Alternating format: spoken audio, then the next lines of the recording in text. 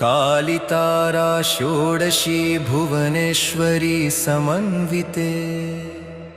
छिन्नाभैरवि धूमावती बगला मातृका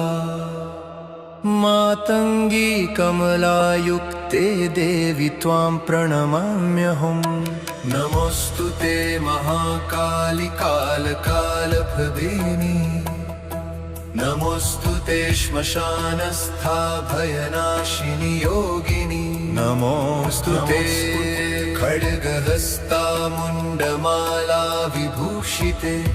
नमोस्तुते महामाये ब्रह्मांड विदारिणि नमोस्तुते महातारि भवसागर तारिणि नमोस्तुते नीलसरस्वती महामोक्षकारिणि